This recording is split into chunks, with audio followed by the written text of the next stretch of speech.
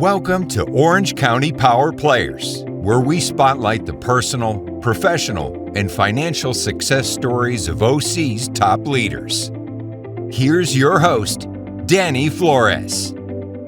Welcome back to OC Power Players, where I interview some of the most successful people in Orange County.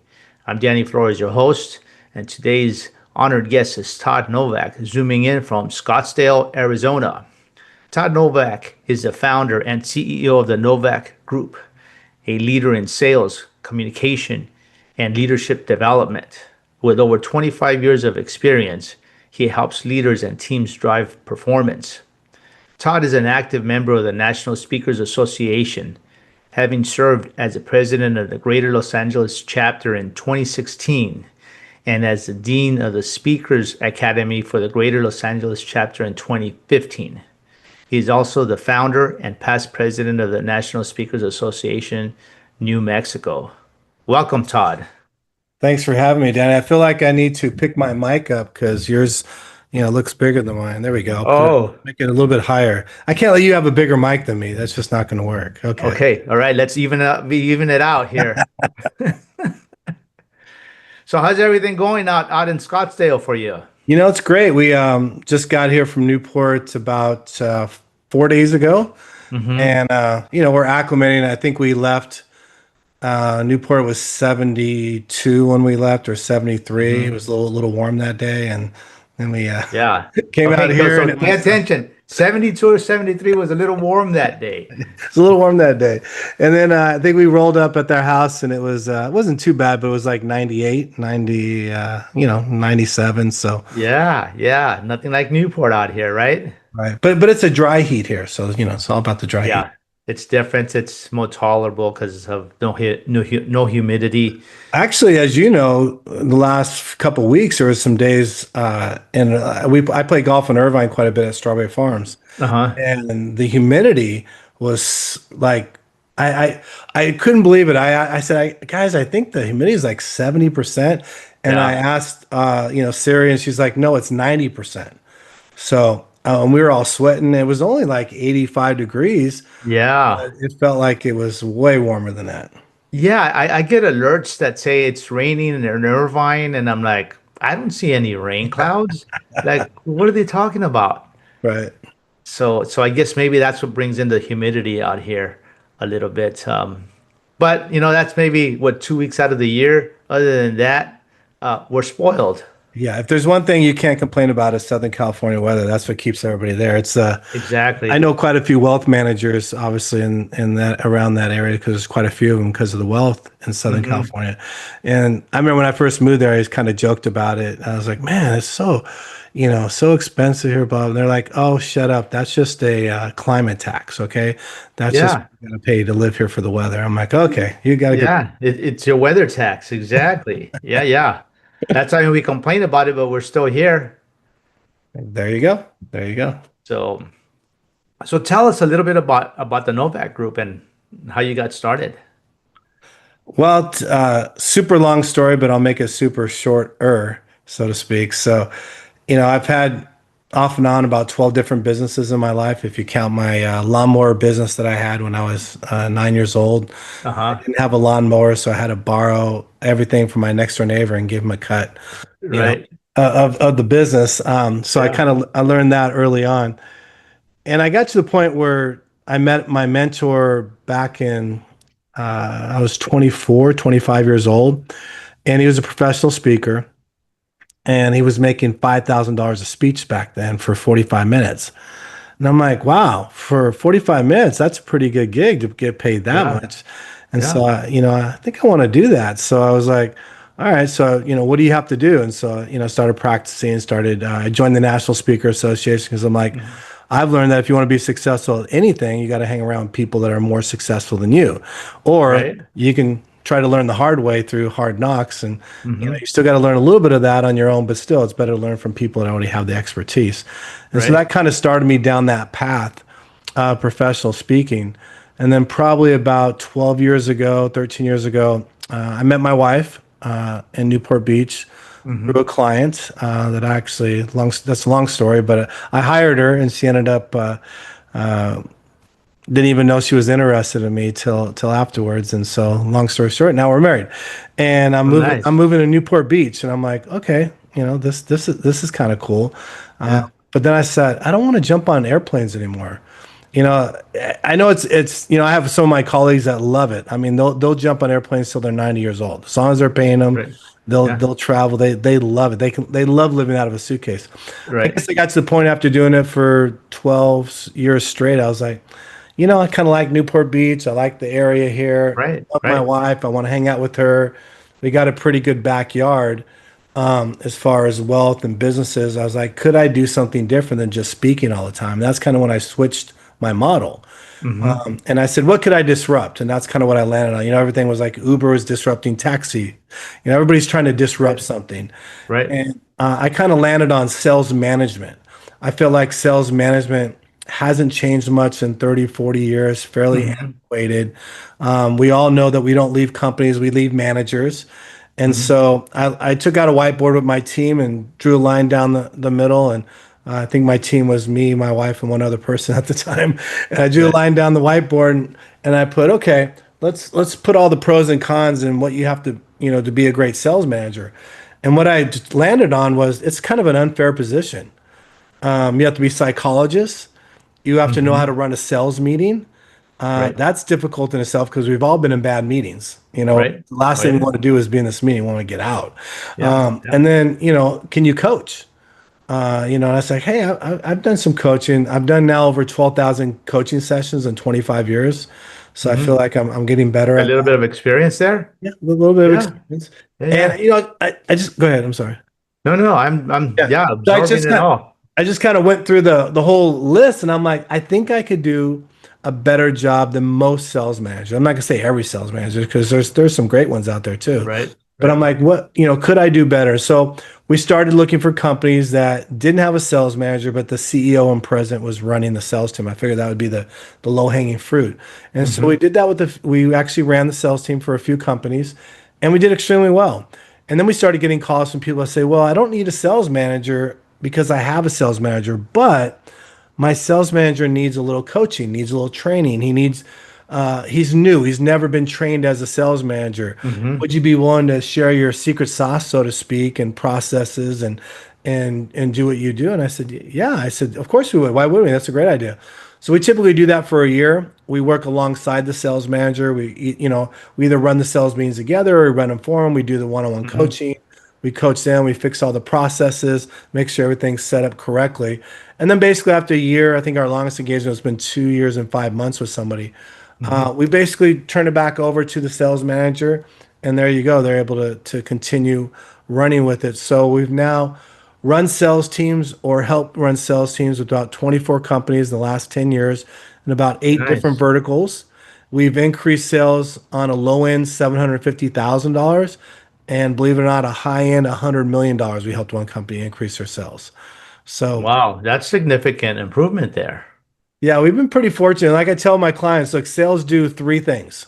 They stay flat, right? They go down or they go up, right? I Hmm. mean, that's pretty much what happens to them.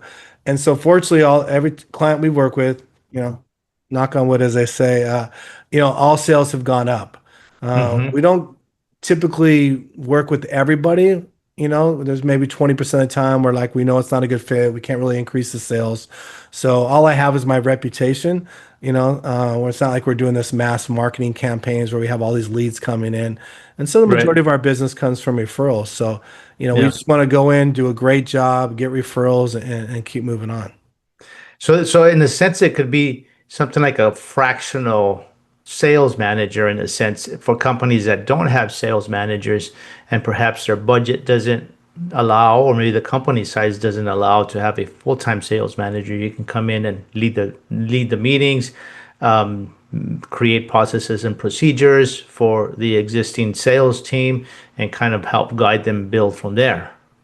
Yeah, I mean, we've been labeled that before. I don't like the word fractional for one reason only. It's what everybody knows, so it makes sense that you said that, and Right. that's what people land on.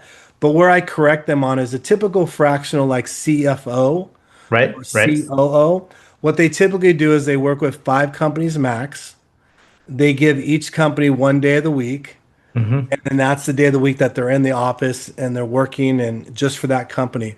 Right. Problem is with sales management, sales doesn't work where, okay, sales team, I'm only going to be available on Monday this week. I'm not really available because I'm working with a different client on Tuesday, Wednesday, Thursday, Friday. Hmm. The sales is fluent, real time.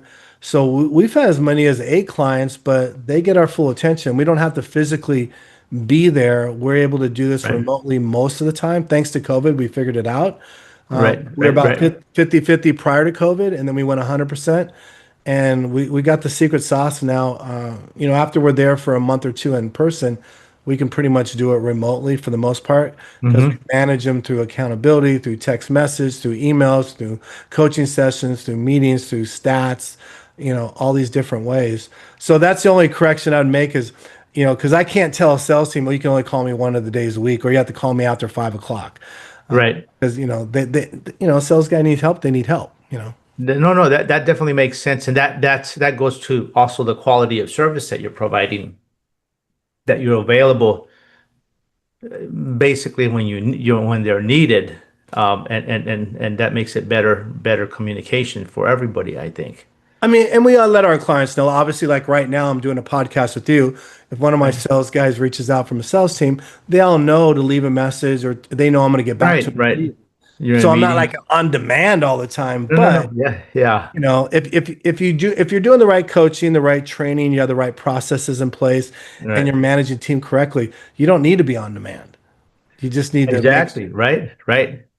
So what are the maybe two or three things that you can say are maybe weaknesses that that teams have, that making these tweaks have produced such high output? Sure. Um, so you want me to share the secret sauce on this Yeah, call? just a little bit, just like a teaser, right? Because at the end, we want to to share your contact information so our audience can reach you and get the rest of the secret sauce. Nah, all right, Danny, I'll do it. No problem for you. So, but there's a couple things. I mean, there's a lot of different things. And the reason why I say different is because everything's customized. Right. Every business is different. Every vertical is different. Every business has, different challenges, but there's also a lot of the same challenges and issues they have. So that's what I can Right. probably talk about. So I'll give you one example. So you have the typical, what I call 20-60-20. 20-60-20 is if you take a sales team, 100% of the salespeople, doesn't matter if there's, 4 people or 30 people, right? Hmm. You have the top 20% doing about 60% of the sales, 50 to 60% of the sales. Hmm. You got the middle, 60% doing majority of the rest of them. And then you have the bottom 20% that's lucky if they're doing 5 or 10% of the sales. And Yeah. so human nature is we have to give resources to everybody at the bottom because if we can get those guys at the bottom making being more productive, then we're going to make up all the difference, and that's totally wrong. And I'll tell you why. Because Interesting.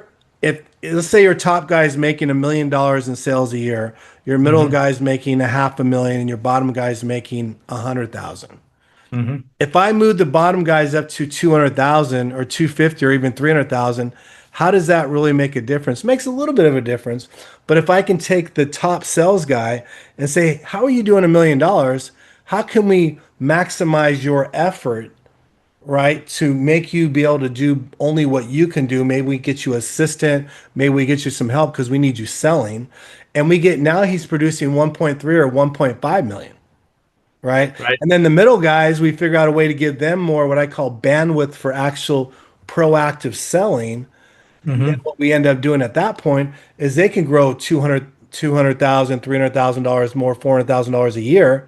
They're still not number one, but they've grown a lot. Right. Incrementally, you grow the business so much better that way than focusing at the bottom because most likely the bottom 20% probably shouldn't be there. They're there because they're a friend of the families, they're a relative.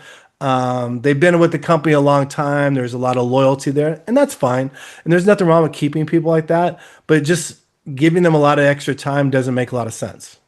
No, that definitely makes sense if the percentage creates larger numbers for the people higher than the bottom people.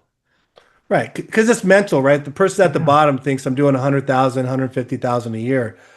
God, if I double my sales, I'm doing 300,000. I don't know how to do that. Like I can barely do 150 now. Where the guy Right. that's doing a million, you say, hey, well, let's get you to 1.3, 1.5. He's like, let's go. I can do that. Yeah. It's only Give like me a some 20, tools. 30% increase. Let's go. Yeah. Yeah. Yeah. Yeah. No, that definitely makes sense. And that's where the big changes and production comes in and makes the numbers larger. So that's one way. Another thing that we do that I'll just give God the credit for it because what He's allowed me to see things. Hmm. But what I do is I figure out who's. It's not hard to figure out who the best is, right, on your sales team. Hmm. But what you do is you figure out what makes them the best. You got to dig into what are the conversations they're having? What kind of follow-up process are they doing? What are they doing? Are they building these deep relationships where they're getting referrals? There's multiple things that they're doing right to be Hmm. productive, right? Right. And so it's figuring that part out and then coaching the rest of the team on those things. I know it sounds super simple, but you'd be surprised how Yeah. that just does not happen like you think it should.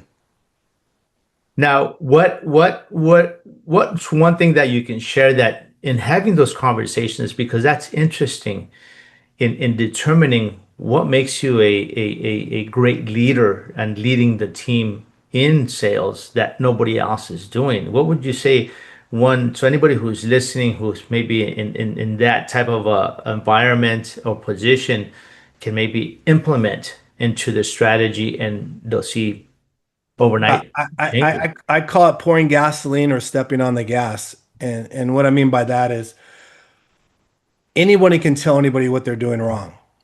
Hmm. Very, very human nature is you can walk into a room and you can say, tell us what's wrong in this room, and they'll give you 10 things. And then you Right. say, well, what's right in this room? And then they look around going, huh. So they struggle a little bit with that because we're just wired. It's sad, but it's Yeah. kind of Or true. negativeness. Yeah. Right. So what I tell leaders, sales managers, CEOs, whatever, the best CEOs I know are the ones that talk about the great things. They elevate people, they encourage them, they let them know about the things that they're doing correctly, and then they press on that. Like, hey Danny, you're so great at these podcasts. It's because, you don't have these big scripts and it's not formulated to where it sounds like it's just, everybody's the same. I'm sure every podcast is different because you allow it to naturally flow and there's no rehearsing of it and you feel like you get the best content out of that way and it's natural. Hmm. People receive it that way, right? Right. So Right. that would be obviously a sincere compliment that I could give you based on the limited time that I've known you and what Yeah. you've told me. So how did that make you feel? Oh, I'm like, great. Yeah. Like, God, I feel good because I'm doing good and you're recognizing that. Right. So, I mean, that sounds pretty basic, but you'd be surprised how many leaders don't do that. They would be like, well, Danny, you didn't do this and you didn't do that. And I think next time if you did this, it would be even better. And don't get me wrong, you have to be that. I'm all about being the best and tweaking things and fine tuning it. But I Right. think you start with the compliments, sincere Yeah. compliments, Right. Right. and get them confidence and motivated because sales is mental. And then you say, hey, by the way, Danny, I noticed that when you do this, you do this, and if you kind of switch that up a little bit, or you did this, I think you get a better result. And Danny is like, oh yeah, Todd, yeah, whatever. You're the great, yeah, yeah, because I Yeah. because I made you feel good. I'm not like beating you up with a hammer trying to tell you what to No, do. that definitely makes sense. Yeah, for sure. Now, let's talk a little bit about speaking, public speaking, right? And that's a good subject to talk about because that's like the number one thing that most people fear doing, right? Some The people are number two, still, believe it or not, that what's number one? I don't agree with this, but they say it's still going to the dentist. Oh, yeah, that's always a scary thought. My wife would agree with you. She would totally agree that that's the number one fear. Yeah. But okay, let's say, okay, in top three, right? Public speaking is like very feared. Actually, there's no danger in it, but nevertheless, the fear is there. As you were learning to speak publicly, and you're part of the associations that you joined. Now, first question is, how would that association compare to Toastmasters in being able to learn or practice public speaking? Yeah. So, And I not gotta putting give, I anybody gotta, down because I'm sure no, they no, both no, no, help. no, no, no, no. I want to go back to something you said because I want to give your audience something to chew on. So there's only two fears that you are born with.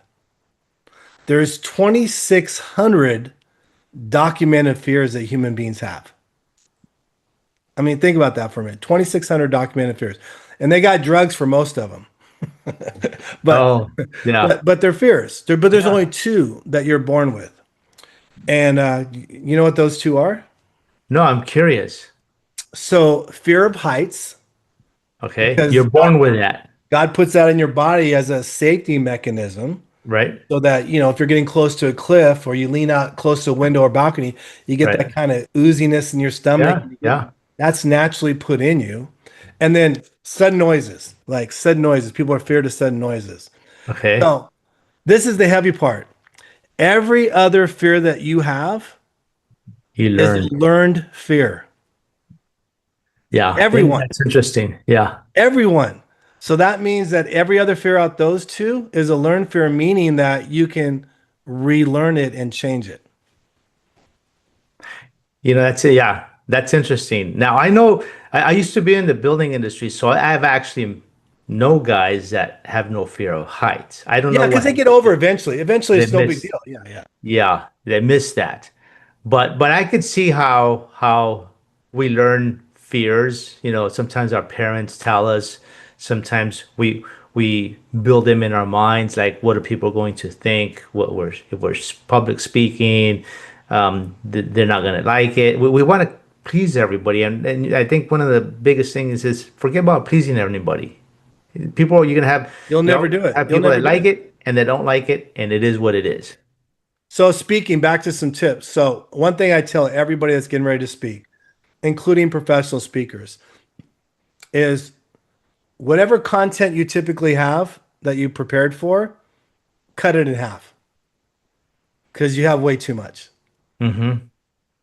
You always everybody over prepares with too much content, and then you get up there like a motor mouth. You're Yeah. just, and then everyone's sitting there like just getting bullet with information and or slide after slide. You have 100 Right. slides for 30 minutes. You're like, oh my gosh, what the heck is going on here?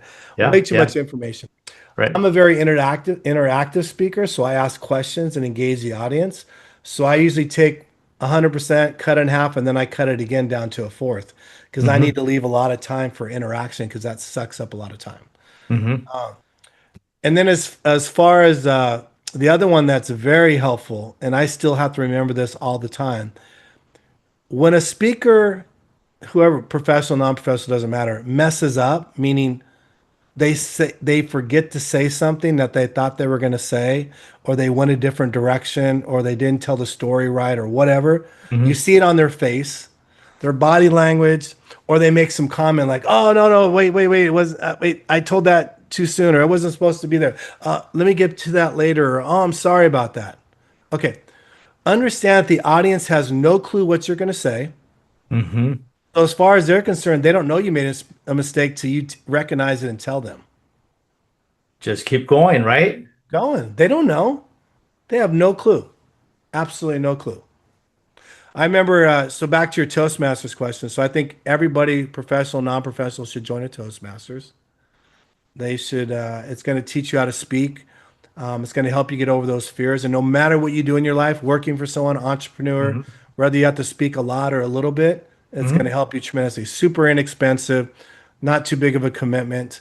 As professional speakers, sometimes we join Toastmasters because we want to practice new material and get feedback. And some of the folks in Toastmasters are really good. Mm-hmm. Some of the old guys, I say, and the ladies that have been around a while, Yeah. Yeah. they're really good. Yeah. And I remember one time I was speaking at Toastmasters, I don't know, 25 years ago, and I got up, and one thing that I always, and I had some new material, and one thing that I always try to focus on is just remember your opening statement, because there's three ways to open a talk. You either, I mean, there's lots of ways, but there's three correct ways, or three Right. ways Right. for impact. Right. Ask a question, Mm-hmm. make a bold statement, or tell a story, right? Yeah. Yeah. Ask a question to the audience, boom, you got them engaged. Now they're Yeah. thinking. You make Right. a bold statement for shock treatment, they're like, whoa. you're like, oh, what's this guy coming from? Hmm. And then core stories are always great. And then don't do the classic, oh, I'm going to tell you a story. No, just tell the story. Don't Right, you right, announce that you're going to tell a story. right. You just tell. So I'm getting ready to do this new talk. Never done it before. And I stood up in front of everybody and I stood there for 30 seconds. And I realized I had a blank moment where I couldn't remember my opening statement. And so they talk about pausing, right? And Right. so I paused and I looked at everybody and I'm praying like, Lord, what was I supposed to start with? And almost like I was doing it on purpose, but Yeah. trying to pull it off. Right, And right. 30 seconds later, I came up with the opening. And then in Toastmasters, they give you feedback. And these were some of the things where it was the best use of a pause at a beginning of a speech I've ever seen in my life. Dang. What a way to open a speech to make sure that we are all focused on you and you had our attention. Because we were like, what's going on? Why Right. is he not talking? Yeah. Now it gets everybody wondering, right? Now they're gonna Right. be even more But focused on you. but the truth was I couldn't remember my opening statement. Yeah. So that goes to say what you said earlier. If you're making a mistake, nobody knows. Right. There you Yeah. go. No, that's interesting. Getting in there, um, and also giving yourself that time, right? And I think that only comes with practice. And that's the beauty about Toastmasters is you can get in there and your practice, Mhm. your delivery, right? Knowing, I remember when I was in college, I had a business communications class. And I'm one like, hey, you know what? I don't have to speak in public. Nobody had to talk to anybody. Previous career was like that. I'm like, that's perfect. And now I have to go and I have to get a good grade, right? Not only Mm. do the class, but you have to get a good grade. I'm like, professor said, I need help. I'm afraid of public speaking. I get nervous. I can't think straight. I just can't do it. But I need help. Where can I go? And she said, go to Toastmasters. Mm. And I went in and practiced and I practiced and I practiced. I remember I couldn't even eat. I had to have an empty stomach because I felt like throwing up. It was just like horrible. But like they say, you got to do the reps to get good and to get comfortable. And like I talked about earlier, it's like nobody cares. They don't care. It's just there. Make it entertaining, make it fun for people. And nobody's going to critique you because everybody understands that it takes a lot of courage to be able to go on stage. Nobody's going to walk up to you and say that's a horrible speech. Maybe it was, but nobody's going to tell you, so that's okay. No, you'll tell yourself that, but nobody else will correct. Right. Exactly. Exactly. So now you're when you're a professional speaker, what's that profession like as far as what kind of speeches do you give? How to prepare? How much time? Do you have a coach that coaches you through the speeches so your delivery is on point? What does that look like? Well, you know the difference between an amateur and a professional, right? Well, you get paid or you don't get paid. Yeah, That's that's the it. only difference. That's it. Yeah. There's a saying in the speaking professional. This young man was being mentored by a very well-known speaker, and he said, "I noticed you're really funny at times. Do you have to be funny to be a professional speaker?" And the mentor looked at him and said, "No, no, young man, you don't have to. Only if you want to get paid." Yeah. Right? Right. Right. You got to have a little bit of humor. That's a great question because what people don't realize, and it's actually a selling technique for speakers that realize it. They'll be like, "What? You get paid how much?" Like, I get paid. What is it? 5 figures for a keynote now. Yeah. It's low 5 figures, but it's five. But it's like, the range and keynotes now is, boy, you can get someone for $500, or you can get an ex-president for $700,000. So Right. the Right. Right. range is crazy, right? Right. Right. And really, what demands the fee, a little bit of experience, but quite honestly, it's either, and this is usually when I give this talk, when I talk to professional speakers, I say, look, there's only two types of speakers: celebrity and non-celebrity. And a lot of you think you might be celebrity speakers, like I thought I was, and what reality is we're not, maybe in our head. But Hmm. and how you determine that is if your name is on the, on their website and they're promoting you, will you get butts and seats? Will literally Hmm. hundreds of people or thousands of people go to that event just because of your name and your reputation? And if the answer is not yes, then you're not a celebrity speaker.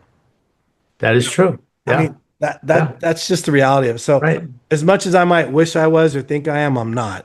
So Right. that's the first distinction. And once you realize that, meaning that you have to work really hard because you have to be able to knock it out of the park every time. Celebrity speaker, they don't even have to be that good. They can tell a couple stories, Just about showing up right there does it. yeah, just showing up. Exactly. Just showing up, telling some stories they had in the locker room if they're an athlete or how they Hmm. coached a team or blah, blah, blah, or how they took a business and exited for $1 trillion or Hmm. 100 billion or whatever. Yeah. You don't care because you're like, I don't care about their delivery. I don't care if they stuttered. I don't care if they forgot something. You're like, I'm just in the presence of X, right? Right. Like Yeah. Tiger Yeah. Woods could speak and I'd be like, okay, I don't care. I'm here with Tiger Woods. Like, this is Yeah. great. I mean, Go. he doesn't even have to say anything. Just stand in No, the front. right, Let right, me take your picture. right. So that's kind of the, one distinction. And then, you know, you think about a 45-minute speech or a training for 2 hours, a half day or a day. Typically, you'll put in 20 to 40 hours, believe it or not, per speech. And that's what you're really paying for. All the reps, all Hmm. the working out the speech. For me and most other speakers, they customize everything if they're good at it. They're Hmm. going to customize to the audience. Like for instance, when we do a training or speak, we got to find out that industry. We got to know their lingo. We have a pre-programmed questionnaire they fill out. It's about 6 pages. It's a lot of questions. Then we Hmm. do a Zoom call with them and go over it with them. And then I kind of Right. give them an idea what I'm looking to do, and then I get their agreement or not. So, it's pretty involved. Yeah. But it's because you want a great outcome. Right. Right. Right. You Right. wanted to, That's the so idea. so understanding when you two things when you hire a professional speaker, most of us, if they're and you can check if they're good or not, you're paying for them to knock it out of the park when they're up there. Not You're not Hmm. taking a chance. You're not rolling the dice if they're going to do good or not do good or just okay. Because this is the selling point. So somebody will say, "Wow, you're $5,000 more, or $10,000 more, or $7,000 more, or $3,000 more than the speaker we're thinking about getting, but we want you. But why are you so much more?" And I said, "Look, how many people are going to be there? And it doesn't matter if there's 10, 100, 50, whatever." I said, if we're going to do 2 hour training, if you were to add up everybody's salary for those 2 hours that they're there, or half day or full day or whatever, Hmm. how much money do you have invested in that room with that one speaker? And sometimes it's hundreds of thousands of dollars. So you're willing to take a chance on investing hundreds of thousands of dollars with your people's salary that you're paying them, that they're taking the time to listen to someone that you're hoping they're going to get something away, and you're quibbling over two, three, four, $5,000. You should get the best you can afford, so that you knock it out of the Right. park. So it's worth their time to be there because you're already investing a lot of money to begin with. Yeah. So nickel and diming the speaker isn't the place to do it. It really isn't. Yeah. Yeah. No, no, that's definitely that makes sense. That's a good answer, right? You're already invested all that money. Why take a chance on your speaker? Just take, What's the CEO's times worth per hour? What's his per yeah. hour rate? Wait, Yeah. Yeah. a lot. Yeah. Right, right, right. No, that makes sense. And if you're in the construction business, you add, and then there's the other thing, Danny, not just the cost of what you pay those people, it's the money that you could be making from them working and the profits from that. That can be hundreds of thousands, if not millions. Yeah. 'Cause if you take a day off of construction, that could be That's production, 100%. You right. got carrying cost, you have production cost, you have delivery cost, plus you have your salaries. So that's an Oh yeah. expensive meeting. Yeah. It's not just, oh, how much we pay the speaker and the room and the Yeah. food and all that. No, that's like the smallest portion of it. The big Yeah. portion is Like, the loss of production and what you're yeah. paying everybody to Like sit there. like for $3,000, guys, come on. So I've Yeah. closed a lot of business that way for that, just explaining and I'm like, look, you can sometimes get a speaker for $500 that will be really great, but the problem is you don't know. Hmm. You really don't know. See, those are your sales skills that you're using to negotiate your speaking engagements. Right there, perfect application right there. Yep. Yeah. So as we wrap up the interview, what does this next 6 to 12 months look like for you? That's a great question. We're in the process of trying to scale. Oh no, let me rephrase that. We're in the process of scaling, not trying to. We're in the process of Right. scaling. The mindset, talk to yourself right to make that happen. I mean, right? I mean, that's what I tell somebody else. So I got to correct myself sometimes too, Yeah, yeah, yeah. as a coach. So yeah, so we're scaling right now. Our thing that we're working on is consistent, ongoing, manageable, reliable lead gen. Hmm. If perfectly truthful about it, yeah, we could go on the rest of our lives and just with our referrals, but we're never going to be able to scale to the level that I'd like to unless you have consistent lead gen coming in. And so we've been at that for a couple of years now, trying to figure out a lot of different things. And we've got some things that are working, but it's a big animal to figure out because everybody promises you the world in marketing. Oh And then yeah, when you get down to guarantees or this or that, then they start backstroking. Well, there's no guarantees and this and that. And I said, I know, I yeah, get it, but you're asking me to roll $50,000 in something that, you know, I should get back. And it only takes me one type of client to get it back and more. But, I still I'm the one that's yeah. got to risk that. Right. Yeah, yeah. No, that makes sense. That makes sense. So now, if somebody of our audience is listening and wants to get a hold of you, maybe for speaking engagements or speaking coaching or even in the sales side of your business, how can they get a hold of you? I mean, I'm super easy. Just Google Todd Novak, Todnovak. I mean, fortunately, I have a unique enough name that I come up on the first page quite a bit. So, I mean, that's the simplest way. Yeah, yeah, And my website's just my name. I mean, it's the Novak Group too, but Todd Novak's kind of branded. Not that I'm egotistical or anything. It's just unique and different, so it seems to work. okay. But yeah, I'm pretty simple. I'll meet with anybody. When I was in my 20s learning all these different businesses and trying to get successful and trying to figure it out like everybody, right? At that age, Mm-hmm. I went to so many people, Danny, and asked, for lunches and this and that. And I'd say 50% of them wouldn't even meet with me or give me the time of day. And I Mm-hmm. told myself as I get older and as I get a little successful, and people start asking me for time, I'm going to always give people time, even if there's nothing in it for me. And I try to do that. So, I just tell your audience, say, look, if you think, oh, I couldn't afford this guy, it's not anybody that I'd love to work with him, but he's too expensive, probably whatever. Doesn't mean you can't have a conversation with me because I'm happy to give and I'm more than willing to do that. Look, I, I could have a conversation with you, and then 3 months later, you could tell somebody about me, and we could get a huge client or whatever, right? So you never know where Yeah. business comes from. So I've learned to Right. give first. So that, as simple as that, it's not tough. Right, right. And we all should be able to help people. That's our way of giving back, right? Somebody, I mean, I can say for myself, there's always people that I can call for help, so I have to be able to return that favor for anybody. It's just the way you should do things. Makes you different than everybody else if you do that. I mean, I'm not, Elon Musk successful or Tiger Woods or some of Yeah, these guys. So, I got a little more bandwidth than some of these guys. yeah, yeah. Well, Todd, thanks so much for coming on the show and sharing your experience, and congratulations on your success. And to our audience, please go to ocpowerplayers.com and follow us on your favorite channel. Thank you, Todd. All right. Thanks for having me, sir. Thanks for listening to Orange County Power Players. Want to share your success story? Apply to be a guest at ocpowerplayers.com/guest.